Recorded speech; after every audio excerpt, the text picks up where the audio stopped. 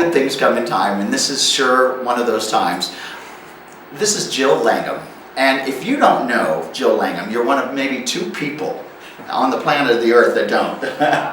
And Jill is a personal fitness trainer, and we work together at World Gym Palm Springs, and I'm so happy. This has been 5 years in the making, this sit down and talk with our wonderful Jill Langham. She's the fitness and fashion guru, diva of Palm Springs, and it's my pleasure to introduce you to her here and to get to know her a little bit better. How are you, Jill? I'm great, Ted. Thank you so much for the 5-year wait. It was well worth it. I'm very excited to be here. Well, I feel the same way, and everything happens for a reason, right? I agree. You know, I want people to know you on a different level, because we see you out and about in the Palm Springs social scene and at the gym, and you know, you've got a big following here. People adore you and love you, but there's a lot to you, isn't there? Besides just fabulous fitness and fashion and beauty and all that. Well, you're very kind. I do have a quite rich life. I think everyone does have their own story, and mine certainly has lots of twists and turns, but I'm grateful that those twists and turns led me here to Palm Springs and to the life that I have now, which I could not be a happier or more rich person from who I know and how the community has accepted me. Well, they sure have, and they've embraced you fully. I mean, I see everywhere you go, people know Jill Langham, and I'm glad to know Jill Langham. You know, I went over your bio that you gave me, and I've read it several times, and I have to say, you've survived a lot in your life that's made you stronger, but you also learned how to live in the midst of survival. I think we get lots of points for being a survivor, and it looks good, but you learned how to live, and especially in this last 5 years or so, I think. Yes. Your bio is incredible, and you're so transparent. Where does that come from, that willingness and that openness to be so transparent? It's wonderful. Thank you. I guess I'd have to say from my parents, even though we actually weren't close, but somehow the lessons that they needed to teach me really got taught. They were wonderful human beings, they were wonderful friends to their friends, but they actually were really not so good as parents. They tried so hard to get it right that they never were actually themselves. And I think that by seeing people not be themselves made me want to be as much my authentic self that I could be. Right. And that shines beautifully with you. I think everybody knows that Jill Langham belongs here with us in Palm Springs, that's for sure. This is my home. How'd you get here originally? Strange to say, the first trip I took here, I was actually 6 years old, but I have no memory of it. We had gone to Disneyland and Knott's Berry's Farm, and a 6-year-old would, of course, only remember those. I don't blame you. 11 years ago, my husband Steve and I were now divorced, but we came here for our first white party.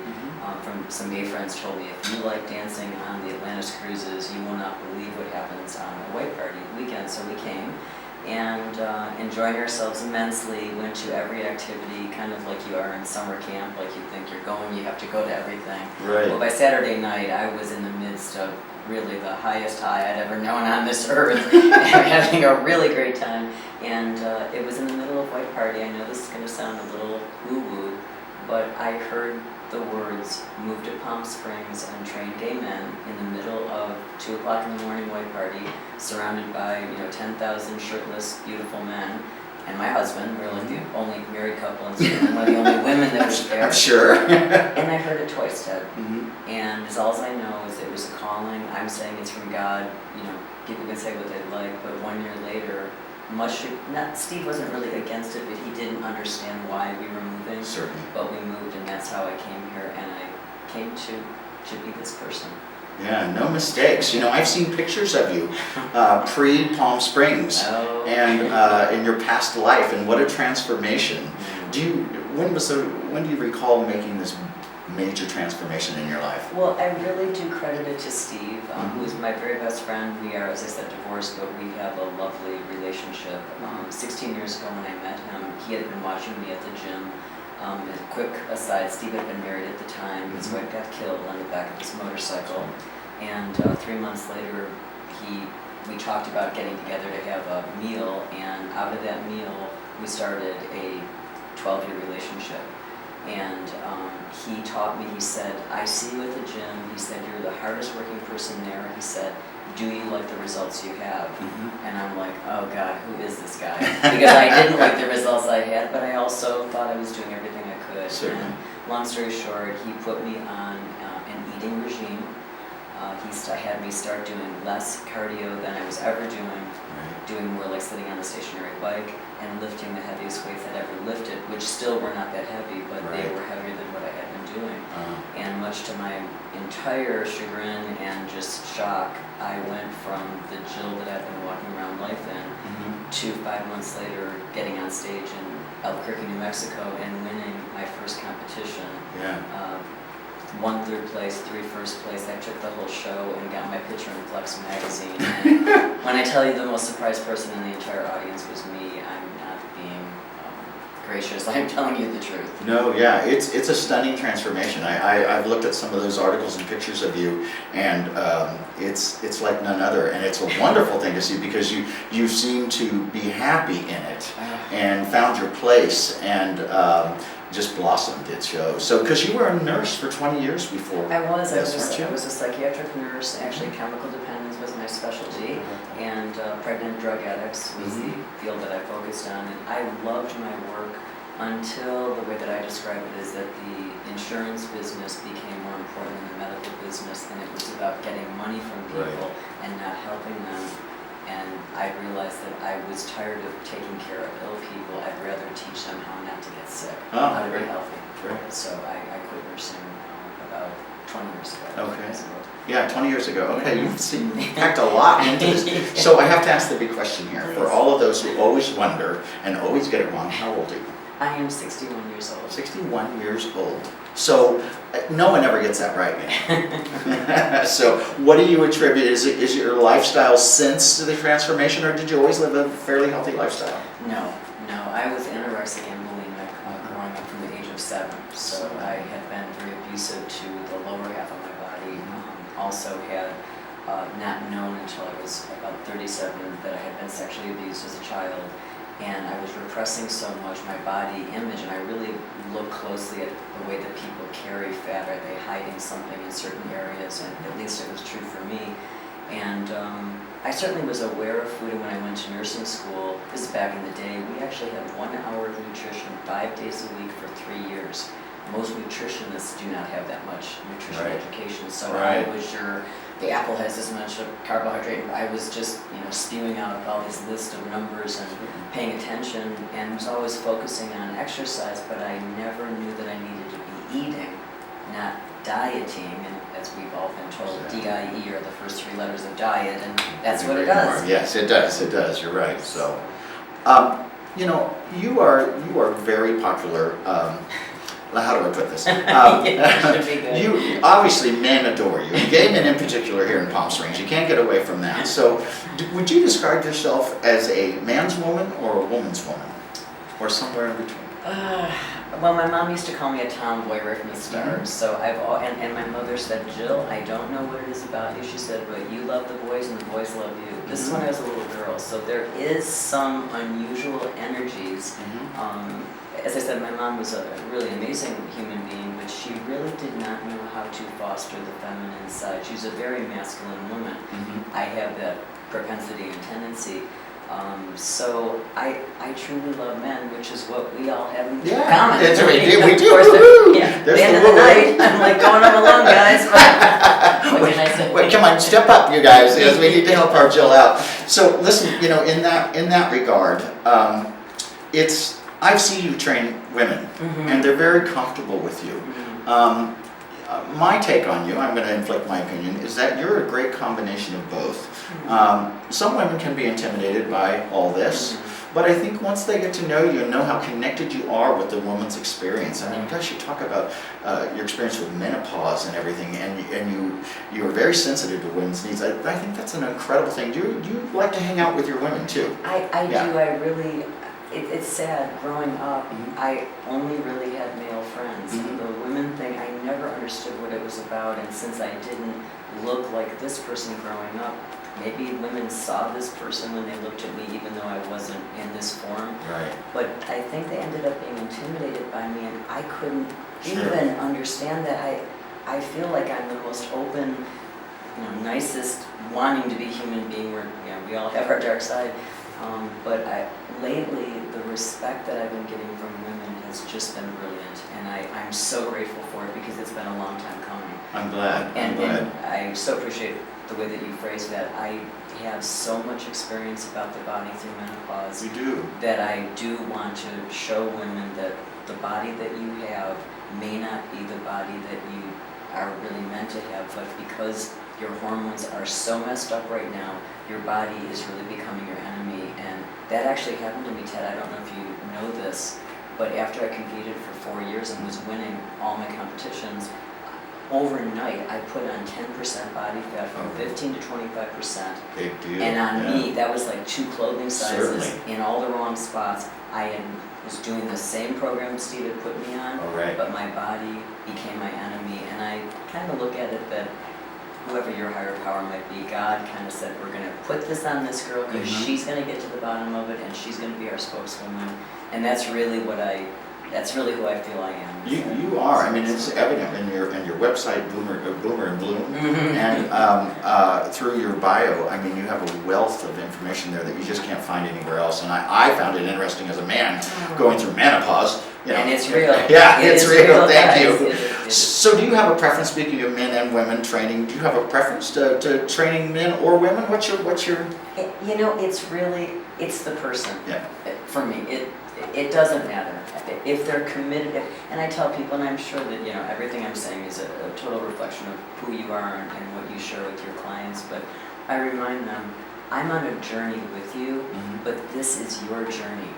Jill, we are part of a rare but increasing breed of trainers over 50. Mm-hmm. So, did you ever think that the opportunities for you would be this robust at this age and at this point in our lives?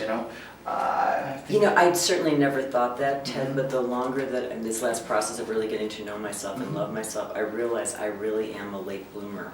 Right. And having been at Bianchi before I married Steve and now at Langham, it's like the LB, late bloomer. I'm like, okay, I'll take it. So Certainly. I think it somehow worked out. But, so yeah, I think it is. We are in a unique position to really be role models of what's possible. Do you think you have to love this job to really do it well? I see examples of love and not so much love out there. Of course, we all do. Yeah. But what do you personally think? How you connect with people is such an important part. Well, this is my passion, so for me, it's absolutely mandatory. And I do love what I do. I love the opportunity to be a guide or a teacher and use myself, as I said earlier, as a role model. It shows because, with all this wonderfulness that we see and we get to be a part of, you have a quiet grace when you glide across the floor there in the gym with your clients and you're focused. And you, gosh knows, I'm a big Budinsky, so I'll come up and start a conversation. You have a quiet grace about you and a way to do that doesn't exclude, it embraces, and you still focused on that client, just focused, and it shows beautifully. So, and I think your clients appreciate that. We have talked about, I let people know that I do know a lot of people in town, and people have been very generous to always want to say hello to me. And I let my clients know they will have 10 seconds, but my undivided attention is on you for a full 60 minutes. And having been a nurse who punched a time clock, Certainly. Time is really critical to me, and every minute does count. So that's my way of being a professional back to my clients.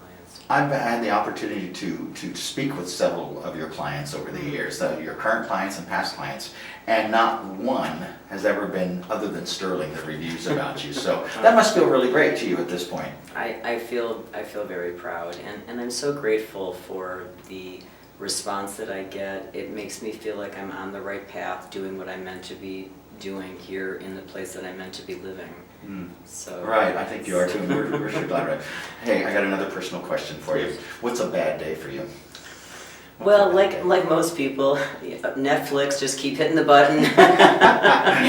It would be, I do, when I say isolate, I don't mean in a negative kind of way, but when I'm not really feeling myself, I will not go out. I don't mean that I'll stay away from people, but I feel like when I go out, I'm there to share the very best part of me. So when I'm really aware of those days when hormonally or full moons affect me, Mercury retrograde affects me, I just kind of, pull more back into myself, and, once I get clean with myself, I'm back out on the circuit again. But I do I love my alone time, to be honest with you. You need that to recharge, huh? I really do, and people don't understand, but I go, but when I tell people I need to go now, it's not like in 15 minutes, it's kind of like, I'm out. Right. And I go home, and when I lay down, boom, my head hits the pillow. It's over and out. So. Learning to take care of yourself and doing it beautifully with Jill Langham. I think there's a whole series right there you can teach. Let's do it. Let's do it. Okay, we've got a bright future here. Yay.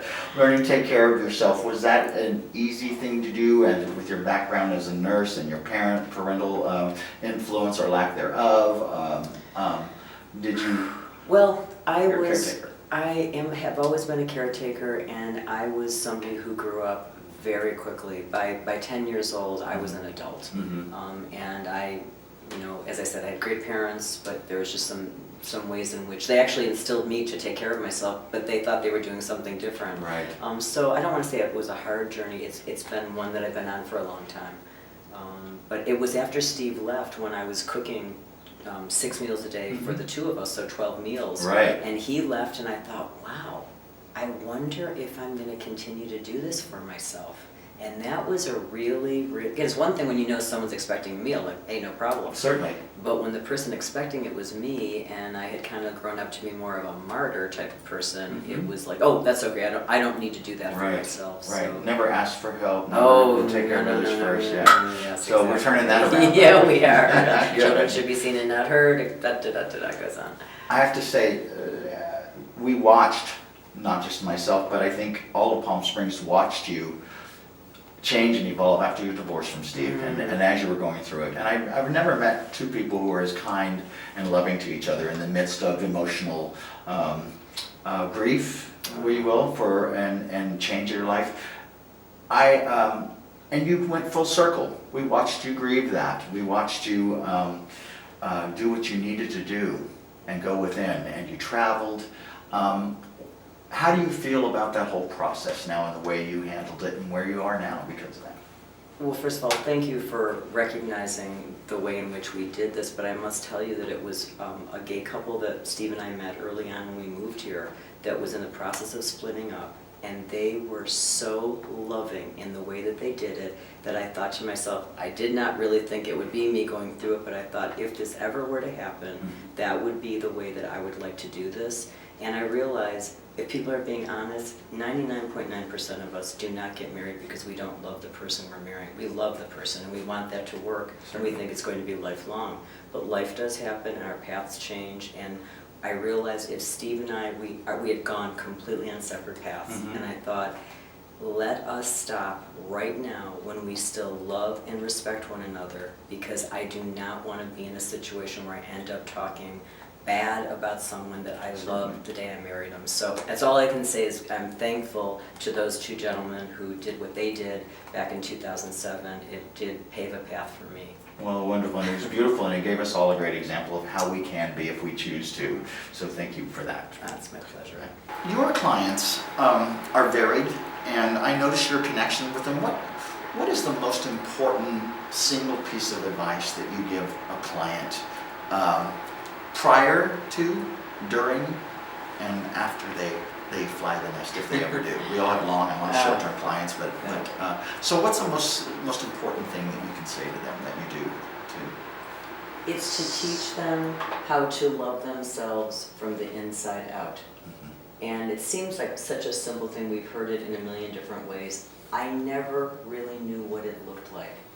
And when Steve and I decided to end our marriage 3 years ago, I realized, wow, I have this really unique opportunity to get to know myself with no one else's impressions, opinions, judgments of me.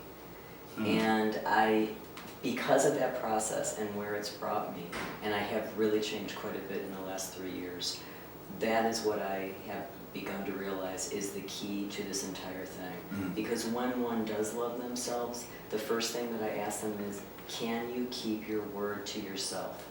If you're going to start this program, can you keep your word to yourself? And it's not right or wrong, good or bad, I'm not judging you. But if you said, yes, I'm going to eat 6 times a day every 3 hours, are you going to do that? Mm. And only you will ever know the answer. And if you succeed, you're like, wow, I see what happens. But if you're like most of us, we get to that point where we go, oh, it's okay, I'll do it tomorrow, or oh, it doesn't matter, I can get a meal later.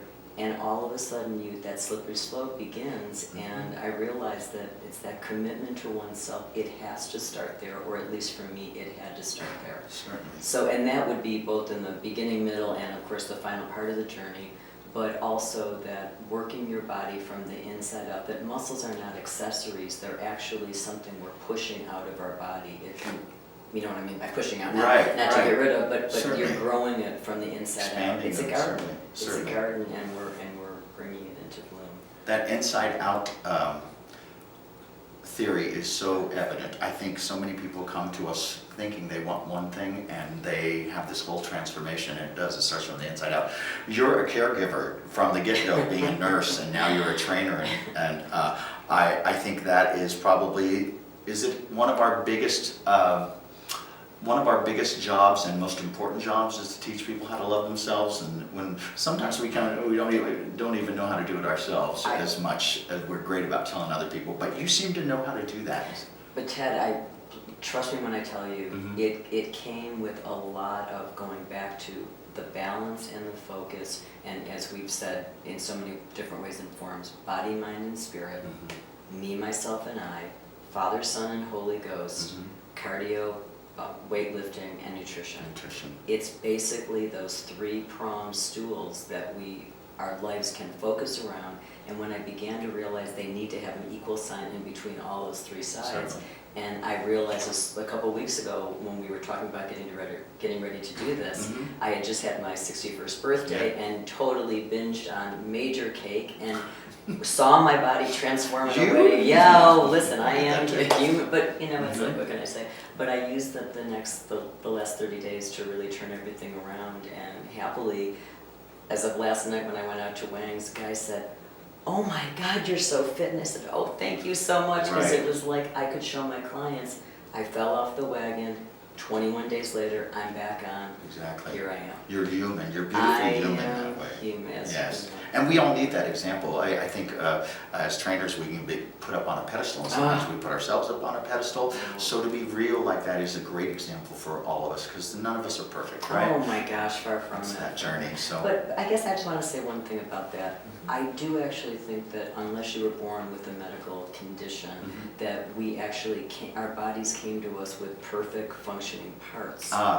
And my goal is to let each of those parts go back to functioning perfectly. I myself will never be perfect, Certainly. but if my body is operating perfectly, then I only know more light comes into me and better things happen. Oh. So I just wanted to throw that out there, Good, because I think great. there's a big difference between perfection and allowing the machine to work perfectly. I think you're right. I think there's all sorts of stuff in there that we make excuses for ourselves not to honor that. So I have a couple of personal questions here, and then we'll wrap this up. If you weren't a personal trainer, what would you do? I would be a fashion designer or an architect. No. Fashion designer or an architect, okay. They've been my passions for a long time. I had no idea about the architecture. Yeah, no, my dad was in construction, and so I kind of grew up in a family with blueprints all over the place, and I think I didn't realize I was going to be an architect of the body instead of an architect of a building. You really are. But the fashion design, I mean, I think that's kind of a shoot. Hi. Yeah, I mean, I look to you for fashion advice. So, hey, listen, this is a big question, but you most likely have thought about this a lot, about where you're headed. What are your personal goals? Where do you see yourself?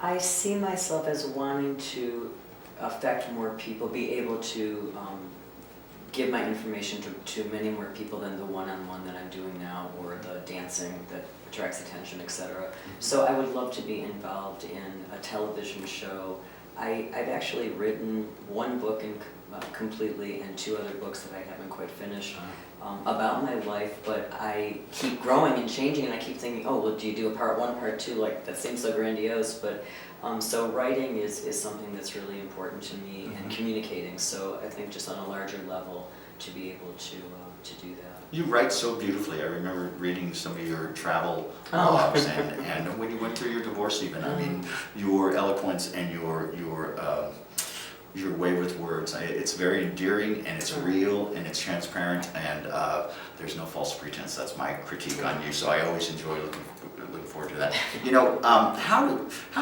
people, I mean, you've got your website, Boomer and Bloom, is that right? boomerandbloom.com? It is. Okay. How do people reach out to you? If they want to get a hold of you, what's the best way to get a hold of you, Jill? Honestly, call or text me. Okay, what's that phone number? It is 760-218-1527. 1527. And they're welcome to text me or to call me directly. And I'm going to sound like the most antiquated person, but as much as I love to use the internet, I'm really not an internet person. I mean, I'm Facebook if someone puts a photo up of me, or I'm traveling. Certainly. But so I don't look to people finding out about me. I think what they see in person is how they understand more about me. But when I've had the opportunity to write, I've been so appreciative to share more. Great. Well, I would encourage people to get a hold of you. Your training techniques are one that I admire and respect, and I see the rapport and the sensitivity you have with your clients, and it makes me a better trainer to follow in your footsteps as well. I think there's a lot of mirroring going on here, because I can say the same thing about you, honestly. Thank you so much. So, listen, this has been a wonderful day for me to get to sit and have this intimate conversation with Jill. I hope you've enjoyed it as well. It's nice to get another glimpse of our diva, our fitness and fashion diva here in Palm Springs, a little more human side. So Jill, thank you so much for being a part of this today. I've been waiting, and this was the cherry on my sundae today. So you're so sweet. Thank you very much for the opportunity.